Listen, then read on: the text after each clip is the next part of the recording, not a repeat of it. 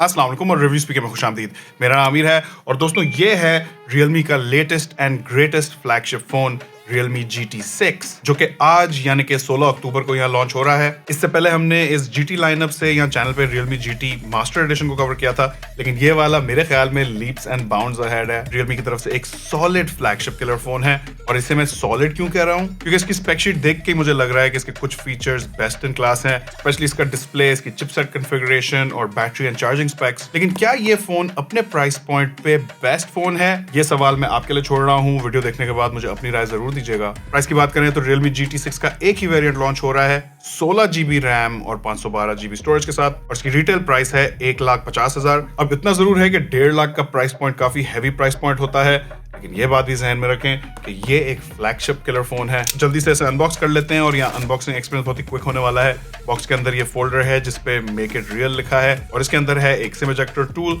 User manuals और ये silicon protective case. ये रहा हमारा Realme GT6 का हैंडसेट। इसे अनरैप कर लेते हैं and check it out. Definitely बहुत ही आई कैचिंग डिजाइन है, लेकिन डिजाइन पे बात करने से पहले जरा बॉक्स के बाकी कंटेंट्स देख लेते हैं। तो फोन के साथ 120 वॉट्स का सुपर वूक चार्जर है, साथ में एक टाइप सी केबल है। And now let's check this phone out. तो मेरा फर्स्ट इंप्रेशन तो ये है कि लुक्स में ये फोन स्टनिंग है। हमारे पास आज ये फोन इस फ्लूइड सिल्वर कलर में आया है और ये फोन रेजर ग्रीन में भी अवेलेबल है। यहाँ बैक हाई ग्लॉस ग्लास में बनाई गई है। Realme इसे नैनो मिरर डिजाइन कह रहे हैं, जहां कैमरा मॉड्यूल के पास तो वाकई मिरर है, जिसका एक एडेड बेनिफिट ये भी है कि आप अपने आप को बैक कैमरा इस्तेमाल करते हुए भी देख सकते हैं। Very interesting. फोन की एजेस यहाँ कर्व्ड हैं, तो बैक भी कर्व्ड है और डिस्प्ले भी। फ्रेम प्लास्टिक की है, इस पे मैट फिनिश की गई है, जबकि आगे वाली तरफ गोरिल्ला ग्लास विक्टस 2 दिया गया है और better scratch and drop resistance, और ये phone IP65 dust and water resistance के साथ है। अब थिकनेस और वेट के हिसाब से this is definitely a Chunky boy. यहाँ थिकनेस 8.6 मिलीमीटर्स है और उसका वजन 205 ग्राम है और इसको हाथों में उठाते हैं तो वजन आपको फील होगा, लगेगा कि इस फोन में थोड़ी बड़ी बैटरी दी गई है। लेकिन आई थिंक हैंड्स डाउन मेरा इस फोन का फेवरेट फीचर है इसका डिस्प्ले। 6.78 इंचेस का बड़ा डिस्प्ले है, 120 हर्ट्ज का refresh rate, AMOLED with 10 bit colour, यानी कि ये डिस्प्ले 1 बिलियन कलर्स दिखाता है। लेकिन इस डिस्प्ले के दो ऐसे स्पेक्स हैं which definitely raised my eyebrows. एक है इस डिस्प्ले की ब्राइटनेस जो कि 6000 निट्स है and I am pretty sure कि मैंने अब तक जितने भी फोन्स कवर किए हैं उनमें ये आज तक का सबसे ब्राइटेस्ट डिस्प्ले है। Realme ने तो ये भी दावा किया है कि this is the brightest flagship display right now, जो कि बिल्कुल ही बिलीवेबल बात है।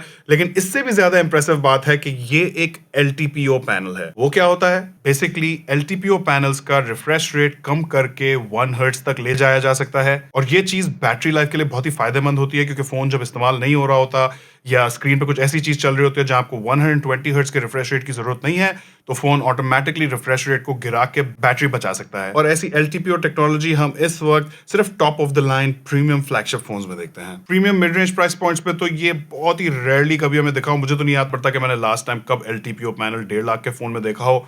तो मेरा ख्याल है कि ये एक बहुत ही इंप्रेसिव चीज है। और फिर मेरी एक पर्सनल प्रेफरेंस की बात आ जाती है और वो है इसका कर्व डिस्प्ले। मुझे कर्व डिस्प्ले पसंद भी हैं, लेकिन इस फोन की एक नोटेबल चीज ये है कि इसे होल्ड करना काफी कंफर्टेबल है। इसे होल्ड करते हुए मुझे कभी भी महसूस नहीं हुआ कि एक्सीडेंटल टचेस हो सकते हैं। ये कोई बहुत ज्यादा डीप कर्व नहीं है और जब आप इसको पकड़ते हैं तो आपकी उंगलियों और बेजल के बीच में आपको जरा सा रूम मिलता है, जो कि मेरी नजर में एक पॉजिटिव बात है, क्योंकि basically you are getting the best of both worlds. फिर यहाँ अंडर डिस्प्ले फिंगरप्रिंट सेंसर भी है, काफी रिस्पॉन्सिव और तेज है, जैसे कि आप स्क्रीन पे देख सकते हैं। फोन को बहुत क्विकली अनलॉक करता है।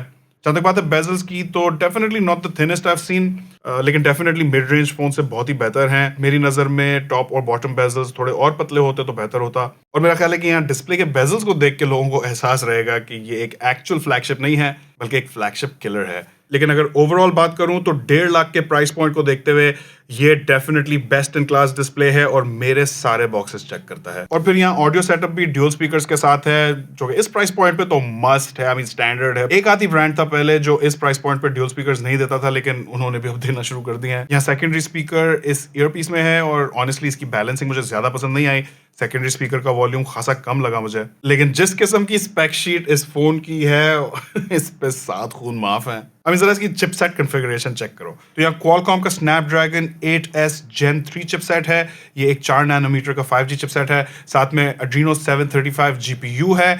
16 GB LPDDR5X रैम है, और बाय द वे ये एक्चुअल रैम है, एक्सटेंशन ज्यादा रैम नहीं है, और ये फोन रिव्यूज पीके पे अब तक का हाईएस्ट रैम वाला फोन है। और स्टोरेज में भी this phone is not coming slow at all, क्योंकि इसमें 512 GB UFS 4.0 स्टोरेज है। तो मतलब ये है कि ये फोन पूरी तरह डेक्ड आउट है। मुझे नहीं लगता कि 1.5 लाख के प्राइस पॉइंट पे आप इससे बेहतर स्पेक्स इस वक्त एक्सपेक्ट कर सकते हैं। ये Snapdragon 8S Gen 3 chipset basically पिछले साल के फ्लैगशिप स्नैपड्रैगन 8 Gen 2 से कंपेरेबल है, उससे थोड़ा सा ही नीचे है परफॉर्मेंस में, लेकिन बहुत ही केपेबल चिपसेट है। इसकी कैमरा, ISP, डिस्प्ले, मोडेम्स और मेमोरी स्नैपड्रैगन 8 Gen 3 से सेम है, तो ये डेफिनेटली एक फ्लैगशिप ग्रेड चिपसेट है। अब अगर कोर परफॉर्मेंस और बेंचमार्क देखें तो ये चिपसेट इस वक्त के टॉप डॉग स्नैपड्रैगन 8 Gen 3 से तो नहीं कम्पीट कर सकता, लेकिन इसका 15 लाख का AnTuTu स्कोर पिछले साल के फ्लैगशिप से जरूर कंपेरेबल है। और मेरा ख्याल है कि ये फोन हर किस्म का यूजर हैंडल कर लेगा। एप्स बहुत ही तेज तेज लोड होती हैं, फोन इस्तेमाल करने में बहुत ही स्नैपी और रिस्पॉन्सिव महसूस होता है, कोई लैग, हिचकिचाहट का नामो निशान नहीं है। और हम ऐसी परफॉर्मेंस एक्सपेक्ट करते हैं जब आपके पास 16 GB रैम का कुआं हो, साथ में UFS 4.0 स्टोरेज और फिर एक फ्लैगशिप ग्रेड प्रोसेसर। इनफैक्ट मेरी नजर में तो ये फोन इवन पावर यूजर्स और सीरियस गेमर्स को सपोर्ट करेगा। PUBG इस फोन पे अल्ट्रा HD सेटिंग्स के साथ मक्खन चलेगी। आप बहुत सारी गेम्स यहाँ 120 FPS पे भी खेल सकेंगे, और क्योंकि यहाँ एक स्नैपड्रैगन चिप है, मुझे नहीं लगता कि यहाँ किसी को भी कंपैटिबिलिटी के कोई इश्यूज होंगे।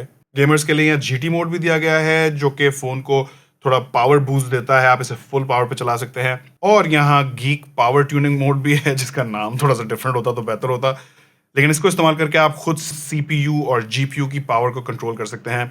लेकिन मोस्ट ऑफ ऑल जो चीज़ मुझे लगता है गेमर्स और पावर यूजर्स को यहाँ बहुत ही ज़्यादा पसंद आने वाली है, वो है इस फोन की 5500 मिलियन आवर की बड़ी बैटरी और 120 वॉट्स की बिजलियां गिरा देने वाली super VOOC charging. By the way 120 watts का मतलब है कि ये फोन एम्प्टी से हाफ चार्ज यानी कि 50% चार्ज सिर्फ 10 मिनट में हो जाता है। Think about it, 5500 million power की बड़ी बैटरी के साथ। I think this is very impressive. बस यहाँ मुझे एक चीज मिसिंग लगी और वो है बाईपास चार्जिंग। मुझे यहाँ कहीं भी नहीं दिखी, और गेमर्स के लिए ये एक बहुत ही इंपॉर्टेंट फीचर है, क्योंकि जब एक लंबा गेमिंग का सेशन हो रहा हो और आपने फोन को प्लग्ड इन रखा हो तो बैटरी प्रोटेक्ट करने के लिए बाईपास चार्जिंग बहुत यूजफुल होती है। बट स्टिल 5500 मिलियन पावर की ह्यूज बैटरी और 120 वॉट्स की चार्जिंग को मैं खिराज तहसीन पेश करना चाहता हूँ। और फिर आ जाते हैं इंटरफेस पे। तो यहाँ इंटरफेस काफी लाइट है, Android 14 है, जिसपे Realme UI 5.0 है, जो कि बहुत ही close to stock Android experience देती है। मैं आप लोगों को दर्जनों बार पहले बोल चुका हूं और आज फिर बोल देता हूं कि एंड्रॉइड स्पेस में मेरी फेवरेट स्टॉक एंड्रॉइड ही है, क्योंकि इसमें कोई एक्स्ट्रा स्किनिंग या एनिमेशन नहीं होती, बस वो वाला एक्सपीरियंस होता है जो गूगल ने इन्विजन किया था। अच्छा, यहाँ हैप्टिक एक्सपीरियंस भी वो महंगा वाला हैप्टिक एक्सपीरियंस है, तो जब आप इस फोन से इंटरेक्ट करेंगे तो आपको नर्मो मुलायम क्लिक्स महसूस होंगी अपने हाथ के अंदर, thanks to the tactile engine pro. और इस फोन में इंफ्रारेड रिमोट कंट्रोल भी मौजूद है, जिससे आप AC, TV वगैरह को कंट्रोल किया जा सकता है। ये बहुत ही बेसिक सी चीज है, लेकिन कुछ सिचुएशंस में बहुत ही यूजफुल हो जाती है। और फिर यहाँ एक और चीज मेंशन करता चलूं कि फोन में 360 डिग्री NFC कवरेज भी मौजूद है। अब दोस्तों, इस Realme GT6 की डिजाइन, इसका डिस्प्ले, इसकी चिपसेट कॉन्फ़िगरेशन, इसकी बैटरी और चार्जिंग सेटअप, मेरा ख्याल है ये सारी चीजें तो आपको एक फ्लैगशिप ग्रेड एक्सपीरियंस दे रहे हैं, यानी कि इस फोन को इस्तेमाल करते हुए आपको एक फ्लैगशिप फोन वाली फीलिंग आएगी। अब देखना यह है कि इस फोन का कैमरा एक्सपीरियंस कैसा है, क्योंकि इसे अच्छा बनाना बहुत ही मुश्किल होता है। So let's check it out. 50 megapixel का f1.7 एपर्चर वाला वाइड एंगल मेन कैमरा है विद ऑप्टिकल स्टेबलाइजेशन, और इसमें एक खासी बड़ी साइज का Sony LYT808 सेंसर है। साथ में 50 मेगापिक्सल का टेलीफोटो कैमरा है और 8 मेगापिक्सल का अल्ट्रा वाइड कैमरा। अब दोस्तों, एक अनबॉक्सिंग वीडियो में मैं इस फोन के कैमरा में बहुत ही इन डेप्थ बात तो नहीं कर सकता है, लेकिन आपको कुछ सैंपल जरूर दिखा सकता हूं। तो मेरा ख्याल है कि इस कैमरा की 2-3 चीजें खासी इंपॉर्टेंट है। सबसे पहली चीज है इसका सेंसर, जो कि साइज में 1/1.4 इंचेस बड़ा है।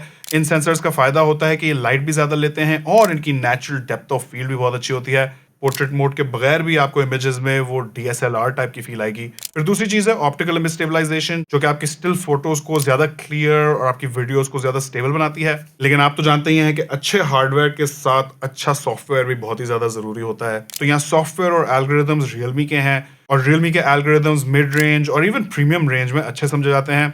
मुझे यहाँ इमेजेस की क्वालिटी अच्छी लगी है। आप यहाँ मेन कैमरा की इमेजेस में देख सकते हैं, कलर्स अच्छे सैचुरेटेड है, कैमरा की डायनामिक रेंज भी अच्छी है और इमेजेस डिटेल्ड हैं। और जब सेंसर तगड़ा हो और साथ में ऑप्टिकल स्टेबलाइजेशन हो तो हमें एक बड़ा फायदा लो लाइट परफॉर्मेंस में भी दिखता है। Realme GT6 की लो लाइट परफॉर्मेंस काफी इंप्रेसिव है। फिर आ जाओ इस टेलीफोटो कैमरा पे, तो 50 मेगापिक्सल की बदौलत यहाँ भी अच्छी डिटेल्स मिलती हैं इमेज में। अलबत्ता अल्ट्रा वाइड कैमरा यहाँ सिर्फ 8 मेगापिक्सल का दिया गया है, जो कि मेरी लाइकिंग से थोड़ा कम रेजोल्यूशन है। I would have really preferred it अगर यहाँ 12 मेगापिक्सल का अल्ट्रा वाइड कैमरा दिया जाता। मेरे लिए प्रीमियम प्राइस रेंजेस में 12 मेगापिक्सल मेरी फ्लोर है, उससे नीचे मैं जाना नहीं पसंद करता। यहाँ इमेजेस में वो वाइड एंगल वाला पर्सपेक्टिव तो है, लेकिन यहाँ क्वालिटी 8 मेगापिक्सल की वजह से थोड़ी सी कॉम्प्रोमाइज होती है। आ जाए वीडियोस पे, तो ये फोन मैक्सिमम 4K 60 FPS तक वीडियोस रिकॉर्ड कर सकता है और OIS की बदौलत वीडियोस भी यहाँ डिसेंटली स्टेबल हैं। फिर आ जाओ आगे वाली तरफ, तो यहाँ सेल्फी कैमरा 32 मेगापिक्सल का दिया गया है। यहाँ भी मेरा ख्याल है हमें अच्छी डिटेल और कलर्स दिख रहे हैं। आ जाए वीडियो रिकॉर्डिंग पे, तो फ्रंट कैमरा का maximum video recording resolution 4K at 30 FPS है।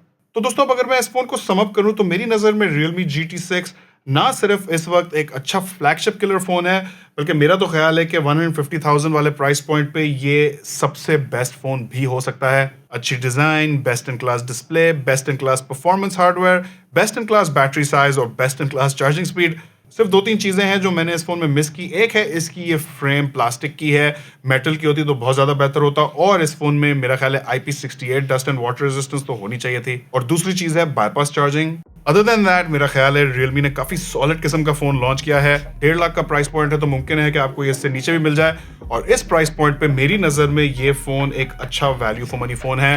लेकिन ये तो थी मेरी राय, मैटर करता है कि आप लोगों का इस पे क्या ओपिनियन है। Realme GT6 पे अपनी राय नीचे कमेंट्स में जरूर छोड़िएगा, और अगर आप इस फोन का कंपैरिजन किसी और फोन के साथ देखना चाहते हैं तो वो भी नीचे बता सकते हैं। चैनल पे नए हैं तो हमें सब्सक्राइब और फॉलो करें। वीडियो पसंद आई हो तो इसे लाइक और अपने दोस्तों के साथ शेयर करें। आखिर तक देखने का बहुत शुक्रिया। इंशाल्लाह आपसे मुलाकात होगी अगली वीडियो में। अल्लाह।